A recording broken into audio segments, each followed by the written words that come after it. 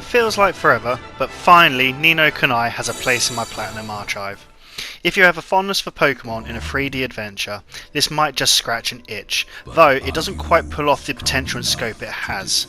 It's one of those games that has bugged me. I started it years ago back on PS3, but switched to PS4 and never went back. The remaster was announced and I had to go back and finish business. 80 hours later and I have this in my collection. So what is Ni no Kuni? And it's no simple answer unless you have played it. You play a young boy who ends up in another world under tragic circumstances and sets on a journey to put those tragic events right. Sounds simple, but in this world there are monsters to capture, fight and hunt, all while fixing people's hearts and fighting the big bad of the world.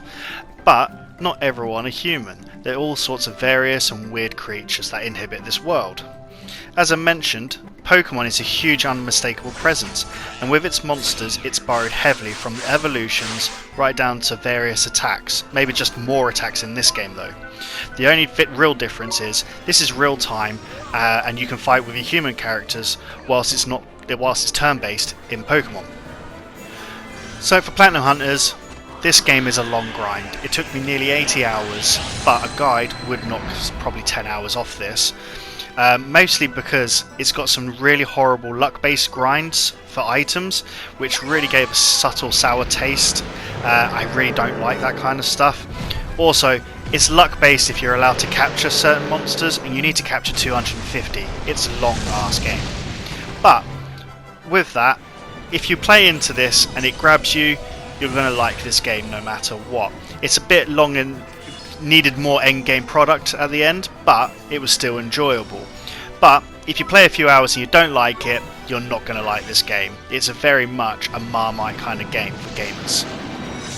As you can see, the art and style of the game is very much in an anime type, and it works brilliantly. Often I wanted just to play just to see the cutscenes because they were so great.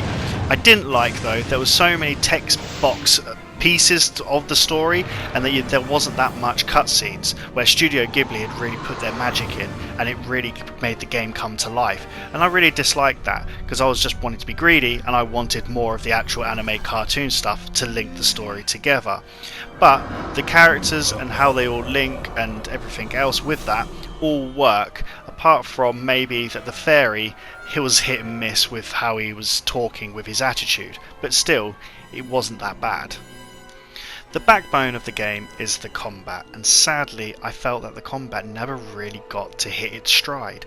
It felt very flat and it never kicks in. There's no decent countering with the monster's weaknesses and strengths, and most of the time, as long as my monster was stronger, I could bulldoze through even the monsters that should beat me in a contest. But it has some merits to it. When you're attacking, little green and blue orbs come off to pick up magic and health, and so there was golden ones as well. That meant that you can have a special. The problem was it still just didn't add more to the game, and that's what this game was crying out for. You just tended to run around, try and live as long as possible, and keep your characters trying to do their own things as well, because that's another problem. You have two other computer control players and they seem to have a life of their own, and you just never knew what they were going to do.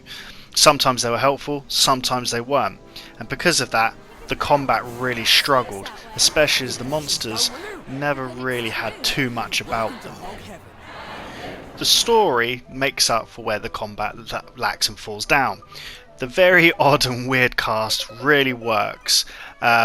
Sometimes the dialogue's a bit of a hit and miss and it can be a bit quirky, but it means the journey is, you just don't know where it's going to go, meaning you can enjoy it more without having to try and second guess the plots and twists.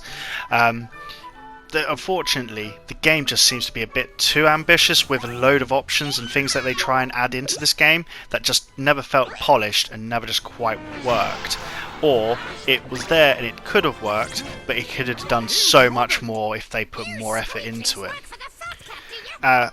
When it comes to this game, it would be a disservice not to mention the orchestral score. The music in this game is quality and just works so well, and it definitely makes the game brilliant in that kind of regard. This leads me to give the game a 4 out of 5. This game should be known better and be held in quite high regard. The problem is, the combat in the weak endgame stops this from being a big household franchise. Thankfully, the trophies aren't too bad and nothing missable, so if you need a long, mildly challenging game to get stuck into, then you can't do much wrong with this game. Most people wouldn't dream. I hope you liked the review. Leave me a like, comment and give me feedback.